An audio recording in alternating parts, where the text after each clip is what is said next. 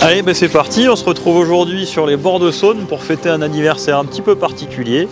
Donc il se trouve qu'aujourd'hui, là en 2020, ça fait tout juste 100 ans que le Sandre a été signalé en Saône pour la première fois. Donc on s'est dit qu'on allait fêter ça, et puis le meilleur moyen de le faire, c'est peut-être encore d'aller le pêcher.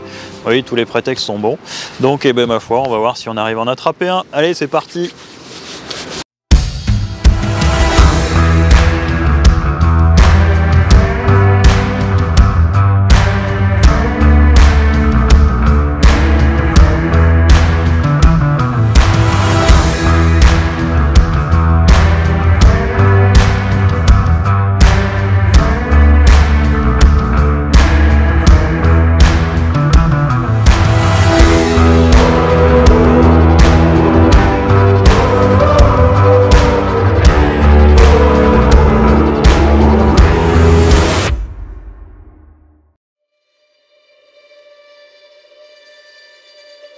Alors, donc oui, le Sandre en Saône, c'est 100 années de présence et c'est 80 ans de gestion par la taille minimale de capture. Alors ça a commencé en 1939 avec une taille à 15 cm, c'était pas énorme.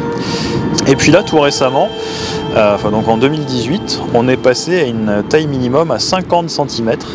Donc, taille minimum de capture, hein, pour rappel, c'est un concept qui a été développé en France en 1829 par le roi Charles X, qui lui-même avait piqué ce concept à la reine d'Angleterre, la reine Elisabeth I. Donc ça date de 1560-1600, c'est quand même quelque chose de très vieux, qui n'a pas de base scientifique.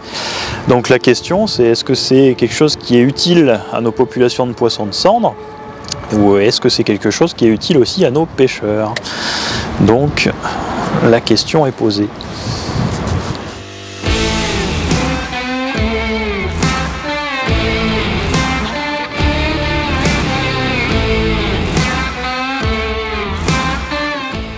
Ici on est sur la Saône, on suit les captures des pêcheurs de ces près depuis maintenant 10 ans.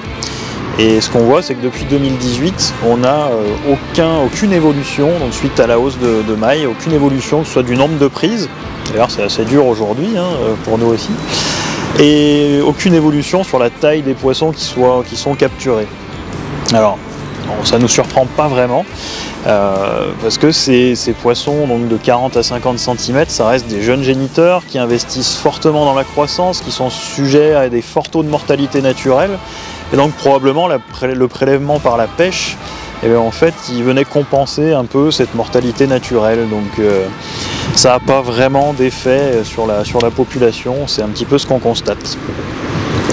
Alors par contre, il y a des conséquences qui sont assez fortes sur les pêcheurs eux-mêmes, puisque depuis 2018, si on ne voit rien sur les populations de poissons, on voit que chez les pêcheurs, le nombre de poissons conservables et le nombre de poissons conservés, il a chuté drastiquement, puisqu'il a été divisé par 2 pratiquement. Donc là, on voit clairement qu'il y a un impact fort sur la pêche à la ligne, il n'y a pas de bénéfice pour les populations de poissons, donc probablement là on est dans une impasse de laquelle il faut trouver des moyens de sortir.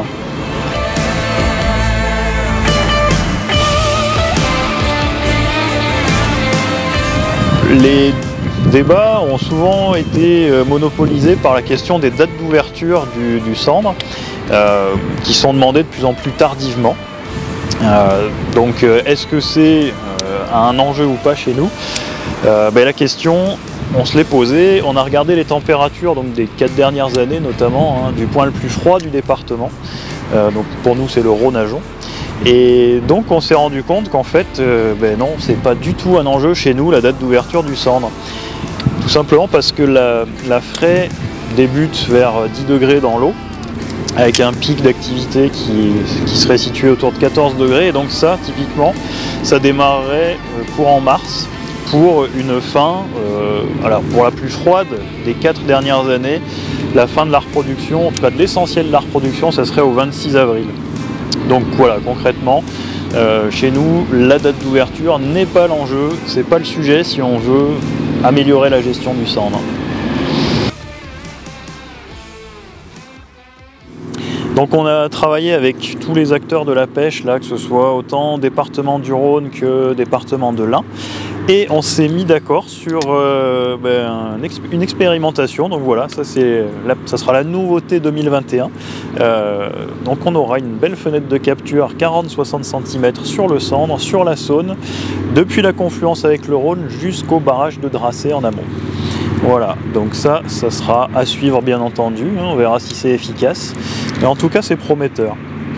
Et donc ce qui va être intéressant aussi, c'est qu'on va protéger les gros poissons, et notamment chez le Sandre, les grosses femelles, c'est clair, produisent des œufs qui sont de bien plus gros diamètre, bien mieux fournis en réserve vitéline, et donc ça aide beaucoup pour la survie des larves derrière, et donc ça améliorerait, en tout cas on l'espère, le recrutement de l'espèce.